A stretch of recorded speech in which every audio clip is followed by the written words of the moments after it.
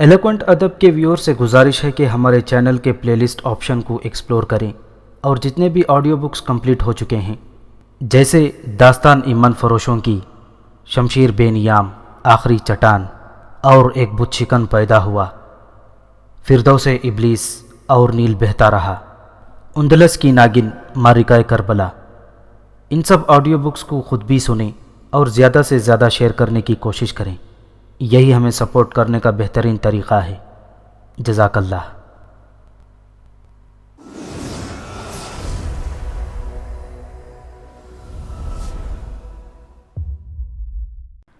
ख्वाब का पूरा मंजर अब हकीकत का रूप धार गया था। सांप ने उसे अपने सामने देखकर एक ज़ोरदार फुंकार मारी। फुंकार मारते ही झोंपड़ी की छत पर बैठा हुआ उल्लू उड़ गया। सांप झपटकर उसकी तरफ बढ़ा। वो खौफजदा होकर पलटकर भागना ही चाहती थी कि झोंपड़ी के अंदर से आवाज़ आई, डरो मत, आओ झोंपड़ी के अंदर आओ। वो डरती कैसे नहीं। वो सांप उसकी तरफ तेज़ी से बढ़ रहा था। वो खौफजदा होकर अभी चंद कदम ही पीछे हटी थी कि उसने देखा कि वो सांप उसकी तरफ आने के बजाय दूसरी तरफ मुड़ गया और घूमकर झोंपड़ी के पीछे गायब हो गया। अब झोंपड़ी की छत पर कोई चीज़ थी और न दरवाजे पर कुछ था।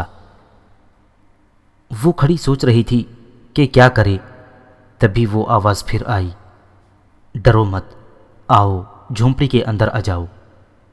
ये आवाज़ सुनकर वो झोंपड़ी के छोटे से दरवाजे की तरफ बढ़ी। अभी वो दरवाजे में दाखिल होने के लिए झुकी ही थी कि किसी ने उसके कंधे पर हाथ रखकर अंदर जाने से रोक दिया। उसने पीछे मुड़कर देखा तो कंधे पर हाथ रखने वाले ने हाथ हटा लिया। न सिर्फ हाथ हटा लिया बल्कि 2 कदम पीछे हटकर भी खड़ा हो गया। उसके चेहरे पर बराह रास्त सूरज की रोशनी पड़ रही थी। उसकी सांवली रंगत चमक रही थी। वो ढीले ढीले सियाह लिबास में था। कंधों पर झूलते लंबे लंबे बाल, कांधों में चांदी की बालियां, लंबा चेहरा, ऊंचा लंबा कद, एक हाथ में मोटा सा कड़ा और उंगली में चांदी की पत्थर लगी अंगूठी, सियाह चमकीली आंखें। अजीब शख्सियत थी उसकी। उसे देखकर खौफ भी महसूस होता था और उसे देखने को जी भी चाहता था। वो दोनों हाथ बांधे पुरशौक निगाहों से तानिया को देख रहा था। कौन हो तुम? तानिया ने वजाहत तलब अंदाज में पूछा। मैं काला चिराग हूँ, वो बोला तो उसके सफ़ेद चमकदार दांत दिखाई दिए जो बहुत भले महसूस हुए। ओह अच्छा, तो वो आप हैं? तानिया के लहजे में शनासाई की झलक थी। अब तक मैं आपके बारे में सुनती रही थी, आज देख भी लिया। मैं इस सहरा में तुम्हें खुशामदीद कहता हूँ। मैं एक अरसे से तुम्हारी आमद का मुंतज़िर था। आखिर क्यों? तानिया ने पूछा। यही बताने के लिए मैंने अंदर जाने से रोका है, उसने जवाब दिया। अंदर कौन है? अंदर एक ऐसा शख्स मौजूद है जिसे तुम्हारी मदद की सख्त ज़रूरत है। मैं तो अंदर जा रही थी, आप ही ने मुझे अंदर जाने से रोक दिया है, तानिया ने तासुफ भरे लहजे में कहा। तुम उसे देखोगी तो तुम्हें शदीद तकलीफ़ होगी। मैं चाहता हूं कि तुम देखने से पहले मेरी बात सुन लो। अंदर है कौन? आखिर कुछ पता तो चले। तुम्हारा भाई मोहसिन राव, उसने बहुत सादगी से जवाब दिया। अंदर मेरा भाई है, वो मुझे मदद के लिए पुकार रहा है और आप मुझे अंदर जाने से रोक रहे हैं। ये क्या जुल्म है? मुझे अंदर जाने दें, मैं अपने भाई को देखना चाहती हूँ, वो बेचैन होकर बोली। तुम्हारा भाई अंदर जिस हालत में है उसे देखकर तुम्हें दुख होगा, काले चिराग ने गंभीर लहजे में कहा। आप मुझे अंदर जाने दें, तानिया ने जिद की। तुम अंदर न जाओ, मेरे साथ चलो। वो जाने के लिए मुड़ा। वो किसी की कैद में है। कैद में? वो परेशान होकर बोली। किसने कैद किया है मेरे भाई को? बक्का ने, काले चिराग ने कैद करने वाले का नाम बताया। बक्का? ये किस किस्म का नाम है? कौन है ये बक्का? सब यहीं खड़े खड़े मालूम कर लोगी या मेरे साथ कहीं चलकर बैठोगी? मुझे कहाँ जाना होगा? मेरे साथ मेरी बस्ती में, उसने झोंपड़ी की एक जानिब बढ़ते हुए कहा। تانیہ کا اگرچہ جانے کو جی تو نہیں چاہ رہا تھا، وہ اپنے بھائی کا نام سن کر بےقل ہو گئی تھی۔ وہ جھونپڑی میں گھس کر اپنے بھائی کو دیکھ لینا چاہتی تھی۔ اپنے بھائی کی خاطر ہی تو اس نے یہ پراسرار سفر اختیار کیا تھا، لیکن کالے چراغ نے جس انداز میں گفتگو کی تھی اس سے معاملے کی سنگینی کا پتہ چلتا تھا۔ لہٰذا اس نے سوچا کہ ضد کر کے معاملے کو بگاڑنے سے بہتر ہے کہ وہ حالات کو سمجھنے کی کوشش کرے۔ کالا چراغ اسے کچھ بتانا چاہتا تھا تو کیوں نہ اس کی بات سن لی جائے، آگے جو ہوگا دیکھا جائے گا۔ وہ اس کے پیچھے چل پڑی۔ کالا چراغ جھونپڑی کی پشت پر پہنچ کر جھونپڑی سے کچھ فاصلے پر جا کر رک گیا۔ کھڑے ہو کر اس نے اپنے دونوں ہاتھ پیروں کی طرح پھیلائے۔ سورج کی طرف اس کی پشت تھی، زمین پر اس کا لمبا سا سایہ پڑ رہا تھا۔ ہاتھ پھیلا کر اس نے تانیہ سے مخاطب ہو کر کہا، ترکش، میرے سائے میں آ جاؤ۔ تانیہ جیسے ہی اس کے زمین پر پڑتے سائے میں داخل ہوئی، اسے شدید حدت کا احساس ہوا، جیسے وہ کسی بھٹی میں جھونک دی گئی ہو۔ یہ احساس چند سیکنڈوں کا تھا۔ جیسے ہی اس کے حواس بحال ہوئے تھے، اس نے خود کو ایک کھنڈر میں پایا۔ جہاں وہ کھڑی تھی وہاں سے سیڑھیاں شروع ہو رہی تھیں۔ یہ سیڑھیاں نیچے اتر رہی تھیں۔ سیڑھیوں کے آخر میں اسے ایک در سا نظر آ رہا تھا۔ کالا چراغ آہستہ آہستہ وہ سیڑھیاں اترتا جا رہا تھا۔ چند سیڑھیاں اترنے کے بعد اس نے پلٹ کر دیکھا، تانیہ ابھی اوپر ہی کھڑی تھی۔ اس نے ہاتھ کا اشارہ دیا اور بولا، چلو۔ تانیہ اس کی تقلید میں سیڑھیاں اترنے لگی۔ یہ سیڑھیاں کافی گہرائی میں نیچے تک چلی گئی تھیں۔ سیڑھیاں اتنی چوڑی تھیں کہ 4-5 آدمی بیک وقت اتر سکتے تھے۔ سیڑھیوں کے دونوں طرف پتھروں کی دیواریں تھیں۔ جہاں سیڑھیاں ختم ہو رہی تھیں اس کے سامنے بھی دیوار تھی۔ سامنے والی دیوار کے ساتھ ایک چوڑا در دکھائی دے رہا تھا۔ کالا چراغ اس در میں داخل ہو کر غائب ہو چکا تھا۔ تانیہ اس سے 8-10 سیڑھیاں اوپر تھی۔ جب وہ در کے سامنے پہنچی تو کالا چراغ اس کا منتظر تھا۔ جب وہ در میں داخل ہو گئی تو کالا چراغ پھر چل پڑا۔ در میں داخل ہو کر تانیہ کو ایسے خوشگوار حیرت کا احساس ہوا۔ اس کا خیال تھا کہ وہ در میں داخل ہوگی تو آگے گھپ اندھیرا ہوگا اور وہ کسی غارنما چیز میں داخل ہو جائے گی، لیکن ایسا نہ تھا۔ سامنے دیوڑی تھی۔ تھوڑے سے فاصلے پر ایک محرابی دروازہ تھا اور دروازے کے دونوں بھاری پٹ کھلے ہوئے تھے۔ یہ کسی محل کا سا دروازہ تھا۔ کھلے دروازے میں سے اسے ایک خوبصورت فوارہ اور پس منظر میں پتھروں کی عمارت نظر آ رہی تھی، اور اس کے سامنے ایک خوبصورت باغ پھیلا ہوا تھا اور بہت گہرے نیلے رنگ کا آسمان نظر آ رہا تھا۔ جب تانیہ دروازے سے گزر کر اندر پہنچی تو اسے احساس ہوا کہ وہ بہت بڑے میدان میں آ گئی ہے۔ سامنے ایک بڑی عمارت تھی، اس کے بعد در ہی در تھے۔ یہ شاید گھروں کے دروازے تھے۔ چاروں طرف اسی طرح کے گھر تھے اور درمیان میں ایک بہت خوبصورت سرسبز باغ تھا۔ ابھی تک اسے ایک بھی آدمی نظر نہیں آیا تھا۔ کالا چراغ سامنے والی بڑی عمارت کی طرف بڑھ رہا تھا۔ اتنی بڑی جگہ، اتنی خوبصورت جگہ اور ایسی ویران، آدمی تو آدمی، یہاں تو کوئی پرندہ بھی نہیں دکھائی دے رہا۔ تانیہ نے چاروں طرف نظریں دوڑاتے ہوئے پرتجسس لہجے میں پوچھا، دیکھنا چاہتی ہو؟ ہاں، دیکھنا چاہتی ہوں۔ یہاں کچھ ہے دیکھنے کو؟ بہت کچھ ہے، کالے چراغ نے مسکرا کر کہا۔ اپنی آنکھیں بند کرو ذرا۔ یہ کہہ کر اس نے اپنے ہاتھ کا سایہ اس کے سر پر ڈالا۔ تانیہ نے اس کی ہدایت کے مطابق آنکھیں بند کیں تو اس کے ہوش اڑ گئے۔ اس نے گھبرا کر فوراً آنکھیں کھول دیں۔ اس نے بند آنکھوں سے ایک ہوش ربا منظر دیکھا۔ چاروں طرف بڑی بڑی چمگادڑیں نظر آئیں۔ کچھ اڑ رہی تھیں اور کچھ الٹی لٹک رہی تھیں۔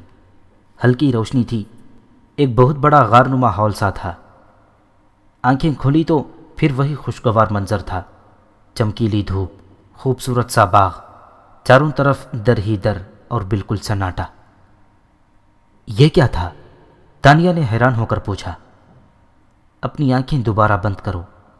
کالے چراغ نے اس کی بات کا جواب دینے کے بجائے ہدایت کی، اور اس مرتبہ اس نے اپنے ہاتھ کا سایہ اس کے سر پر نہ ڈالا۔ وہ بے حس و حرکت کھڑا رہا۔ تانیہ نے اس کی ہدایت کے مطابق ڈرتے ڈرتے دوبارہ آنکھیں بند کیں تو اسے اندھیرے کے سوا کچھ نظر نہ آیا۔ اس نے فوراً آنکھیں کھول دیں اور بولی، اب تو کچھ نظر نہیں آیا۔ پھر دیکھنا چاہتی ہو؟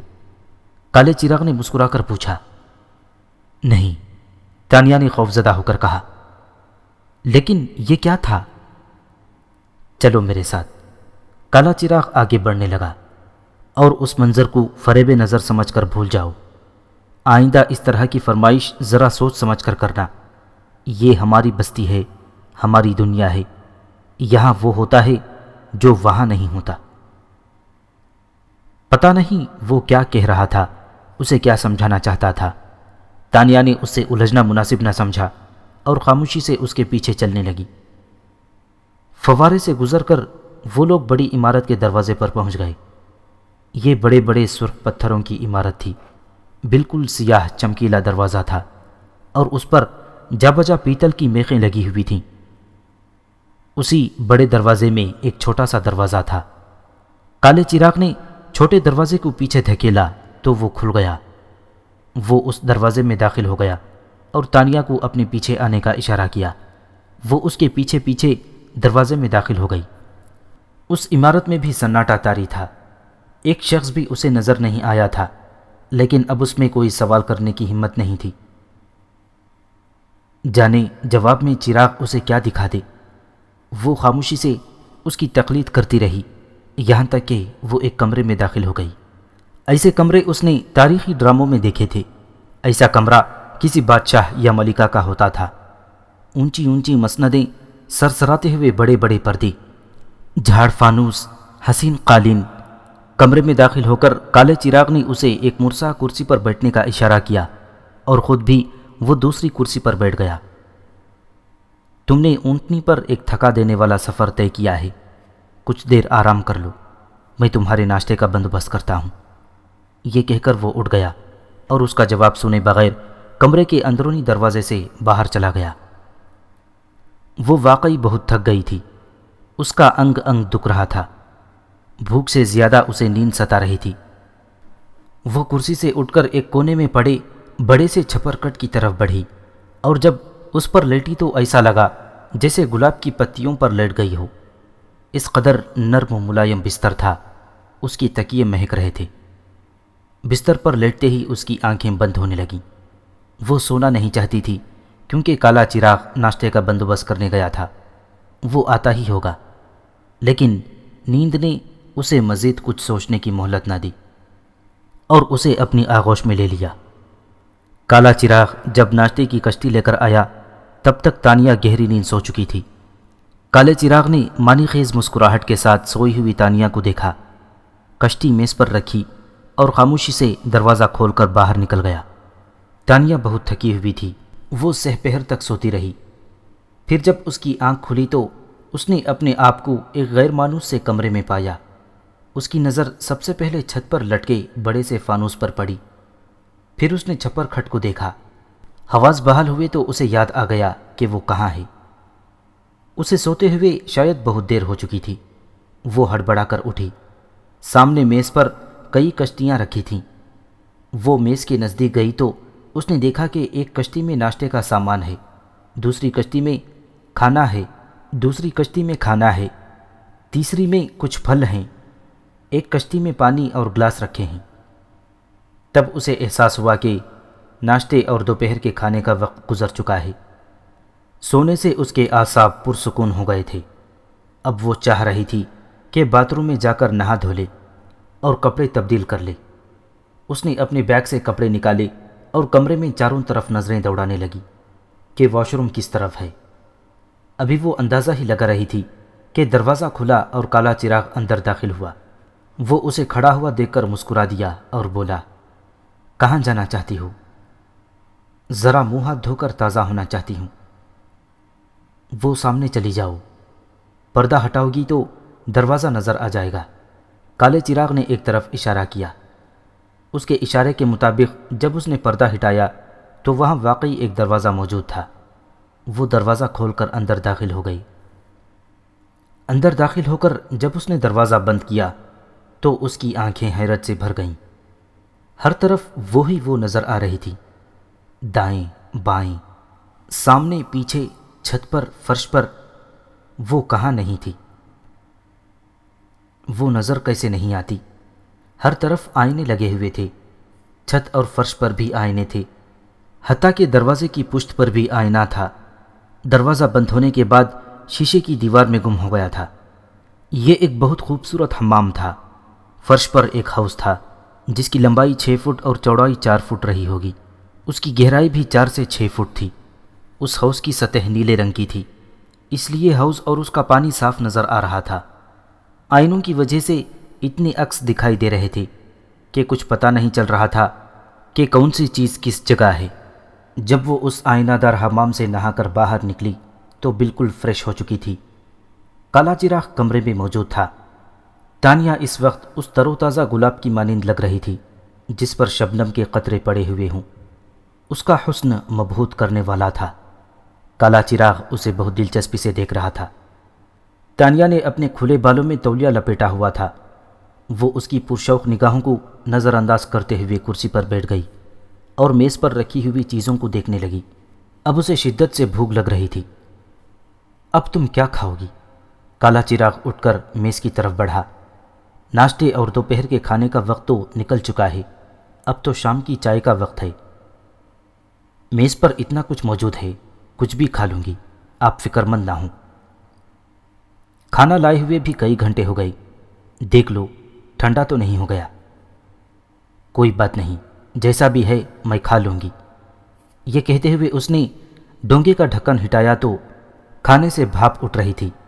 وہ خوش ہو کر بولی، ارے یہ تو بالکل گرم ہے، کیا آپ دوبارہ لائے ہیں؟ نہیں تو دوپہر ہی کو لایا تھا، کالے چراغ نے معصومیت سے کہا۔ تانیہ نے اپنے مطلب کا کھانا تشتری میں نکالا اور کھانے لگی۔ کھانا بہت مزیدار تھا، اسے فوراً دردانہ یاد آ گئی۔ اس کے پکائے ہوئے کھانے بھی بہت مزیدار ہوتے تھے۔ کھانے سے فارغ ہو کر اس نے چائے پی۔ یہ چائے تو صبح کی تھی لیکن ابھی تک اس قدر گرم اور تازہ تھی جیسے ابھی دم دی گئی ہو۔ تانیہ نے کالے چراغ کو چائے کی پیشکش کی لیکن اس نے یہ کہہ کر انکار کر دیا، میں چائے نہیں پیتا۔ کھانے پینے سے فارغ ہونے کے بعد کالے چراغ نے برتن اٹھائے۔ تانیہ نے چاہا بھی کہ وہ اسے کہے برتن میں رکھ آتی ہوں، لیکن وہ یہ بات کہہ نہ سکی۔ کالے چراغ نے سارے برتن ایک ساتھ اٹھائے اور دروازے سے باہر نکل گیا۔ اس کی غیر موجودگی سے فائدہ اٹھا کر تانیہ نے اپنے سر سے تولیہ کھولا اور اپنے بال سلجھانے لگی۔ پھر اس نے اپنے بال باندھے اور آرام سے ایک کرسی پر بیٹھ گئی۔ یہ کیسا طلسم تھا، یہ کیسی ہوشربا داستان تھی۔ وہ کہاں سے کہاں پہنچ گئی تھی۔ وہ گھر سے اپنے بھائی محسن راؤ کی تلاش کا عزم لے کر نکلی تھی۔ ایک ہی رات میں وہ اپنے بھائی کے نزدیک پہنچ گئی تھی۔ وہ جھونپڑی میں گھس کر اسے دیکھنا چاہتی تھی لیکن کالا چراغ وہاں ظالم سماج بن کر پہنچ گیا تھا، اسے ملنے سے روک دیا تھا۔ جانے اس نے ایسا کیوں کیا تھا؟ وہ اس سے کوئی بات کرنا چاہتا تھا، شاید محسن بھائی کے بارے میں کچھ بتانا چاہتا تھا۔ ابھی تک تو اس نے کچھ بتایا ہی نہ تھا۔ پھر اسے اپنے اس خیال پر خود ہی ہنسی آ گئی۔ وہ بیچارہ کس وقت بات کرتا، دن بھر تو وہ سوتی رہی تھی۔ اس وقت وہ بالکل چاق و چوبند تھی، ذہن پرسکون تھا۔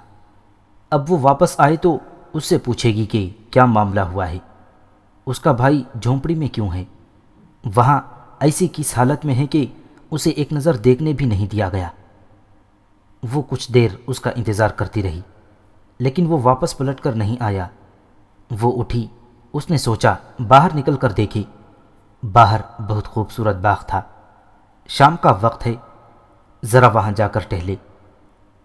اس نے دروازہ کھول کر باہر نکلنے کی کوشش کی لیکن دروازہ نہ کھلا، شاید باہر سے بند تھا۔ پھر وہ اندرونی دروازے کی طرف بڑھی جس سے کالا چراغ اندر آیا تھا اور پھر واپس نہ پلٹا تھا۔ یہ دروازہ بھی بند تھا۔ یہ دروازے بند کیوں ہیں؟ کیا اسے قید کر دیا گیا ہے؟ اس تصور پر وہ ہنسی۔ وہ کوئی شہزادی تو نہیں تھی جسے کوئی جن یا دیو اپنے محل میں قید کر لے۔ یہ ٹھیک ہے کہ وہ شہزادی نہیں ہے لیکن یہ بھی ٹھیک ہے کہ وہ کسی شہزادی سے کم نہیں۔ اس کا حسن کوہ قاف کی پریوں کو بھی مات دینے والا تھا۔ پھر کالا چراغ جن نہ سہی لیکن جن جیسی چیز ضرور تھا۔ عجیب شخصیت تھی اس کی، کہیں وہ اس کو بند کر کے تو نہیں نکل گیا۔ پھر اس نے پردہ ہٹا کر ایک دریچے سے جھانکا۔ یہ عمارت کا پچھلا حصہ تھا۔ اونچے درخت اور درمیان میں گھاس بچھی ہوئی تھی۔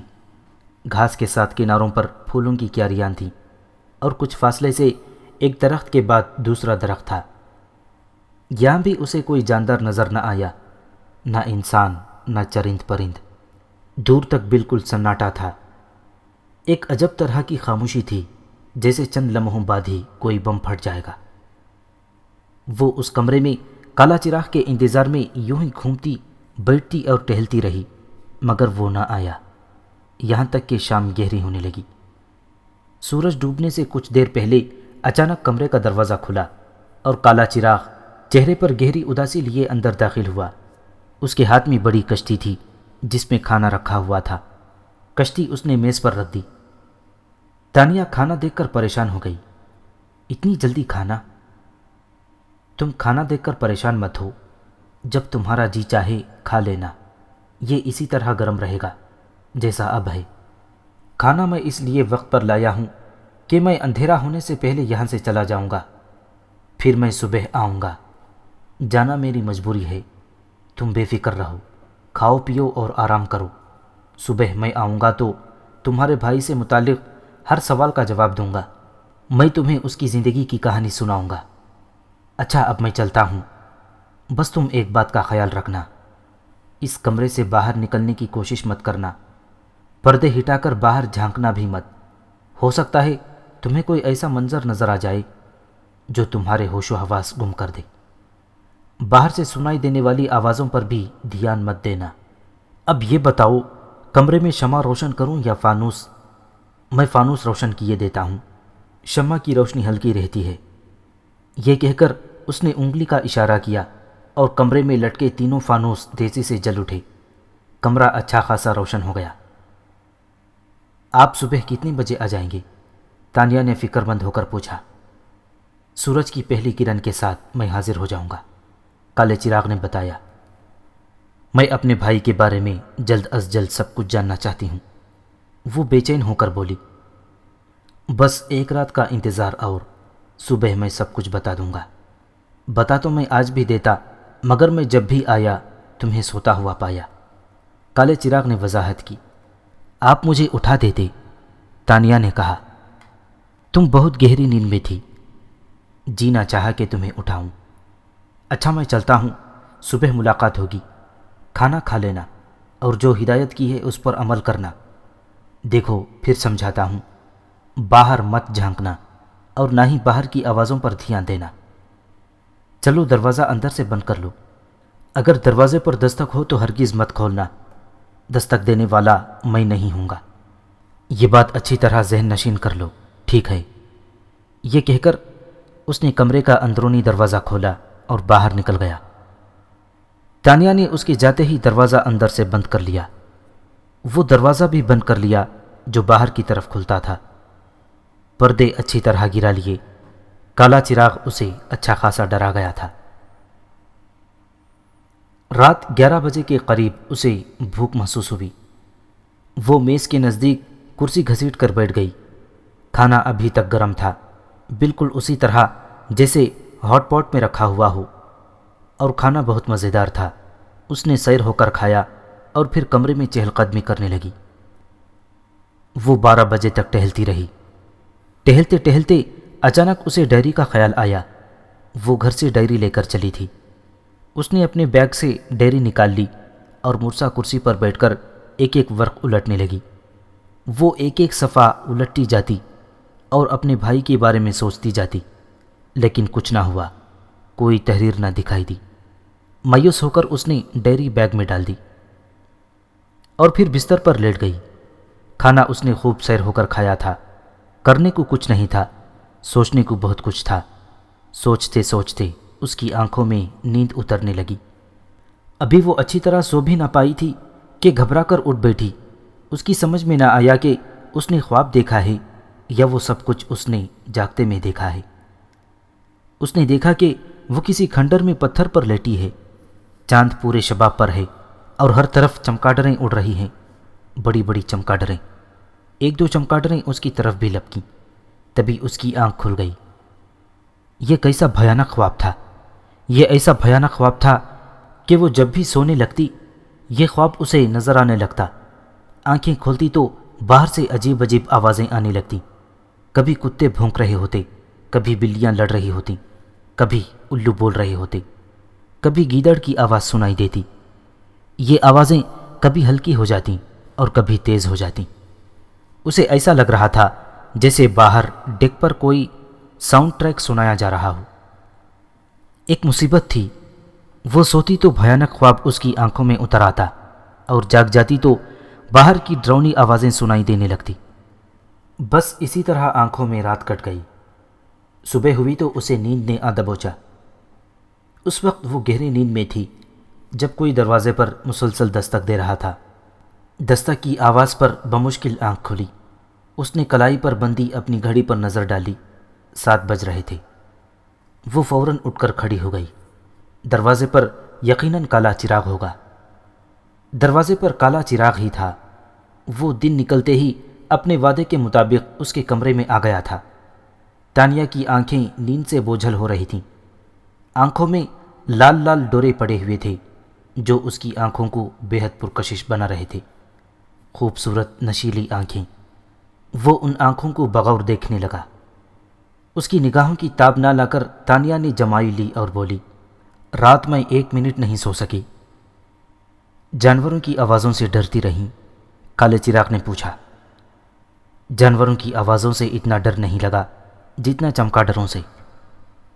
کیا مطلب؟ وہ ایک دم چونک گیا۔ مجھے جب بھی نیند آتی ایک بھیانک خواب دیکھنے لگتی، جیسے میں کسی کھنڈر میں پتھر پر لیٹی ہوں اور بڑی بڑی چمگادڑیں ادھر ادھر اڑتی پھر رہی ہیں اور 1-2 چمگادڑیں میری طرف لپکتی محسوس ہوتیں، تانیہ نے بتایا۔ اوہ! کالے چراغ نے اپنا سر پکڑ لیا۔ اصل میں غلطی مجھ سے ہو گئی، مجھے اس بات کا خیال ہی نہ رہا۔ کیسی غلطی؟ کس بات کا خیال؟ تانیہ اس کی بات سمجھ نہ سکی۔ بس ہو گئی ایک غلطی، کالے چراغ نے بات کو ٹالتے ہوئے کہا۔ آج کی رات تمہیں وہ خواب ہرگز نہیں دکھائی دے گا۔ چلیں ٹھیک ہیں، تانیہ نے بحث میں الجھنا مناسب نہ سمجھا۔ اب تم جا کر منہ ہاتھ دھو لو، میں تمہارے لیے ناشتہ لے کر آتا ہوں، پھر اطمینان سے بیٹھ کر بات کریں گے۔ یہ کہہ کر کالا چراغ اٹھ گیا اور اندرونی دروازے سے باہر نکل گیا۔ اس کے جانے کے بعد تانیہ نے پردہ ہٹا کر باہر جھانکا۔ سب کچھ ویسا ہی تھا۔ وہ اندر حمام میں داخل ہو گئی۔ اس نے اطمینان سے منہ ہاتھ دھویا اور باہر آ گئی۔ ابھی وہ کرسی پر بیٹھی ہی تھی کہ کالا چراغ کشتی اٹھائے اندر داخل ہوا۔ اس نے کشتی میز پر رکھی، ناشتے کے لوازمات سے بھری ہوئی تھیں۔ مجھے بڑی شرمندگی ہوتی ہے کہ آپ میرے لیے ٹرے اٹھا کر لاتے ہیں۔ کیا اس محل نما عمارت میں ایک بھی ملازم نہیں ہے؟ تانیہ نے پوچھا۔ یہاں بہت لوگ ہیں، لیکن ایسا کوئی نہیں جو یہ کام کر سکے۔ تمہیں شرمندہ ہونے کی کوئی ضرورت نہیں ہے، ناشتہ کر لو۔ کالے چراغ نے گول مول سا جواب دیا۔ آپ سمجھ میں نہ آنے والی باتیں بہت کرتے ہیں۔ کیا آپ کو دوسرے کو الجھا کر بہت مزہ آتا ہے؟ میں کسی کو کیا الجھاؤں، میں خود ایک طویل عرصے سے الجھا ہوا ہوں۔ آپ کو کس نے الجھایا ہے؟ تانیہ نے ٹوسٹ پر مکھن لگاتے ہوئے پوچھا۔ بقا نے۔ یہ بقا آخر کیا بلا ہے؟ آپ نے کل بھی اس کا ذکر کیا تھا۔ اسے بلا نہ کہو، میں اس پر مرتا ہوں۔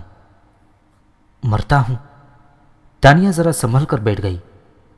ہاں، مرتا ہوں، مگر افسوس وہ کسی اور پر مرتی ہے۔ کس پر؟ تمہارے بھائی محسن راؤ پر۔ یہ کیسا مرنا ہے کہ وہ ان پر مرتی بھی ہے اور انہیں قید بھی کر رکھا ہے؟ یہی تو المیہ ہے، اور یہی سب کچھ بتانے کے لیے میں تمہیں یہاں لایا ہوں۔ تو پھر بتائیے، میں سننے کے لیے بےتاب ہوں۔ تم اپنے بھائی محسن راؤ کے بارے میں کتنا جانتی ہو؟ اتنا جانتی ہوں کہ میرے بھائی محسن راؤ کو جب وہ 12، 13 یا 14 سال کے تھے تو میرے چچا راؤ احمد علی نے شکار کھیلتے ہوئے انہیں اغوا کروا لیا تھا اور انہیں جان سے مروا دیا تھا۔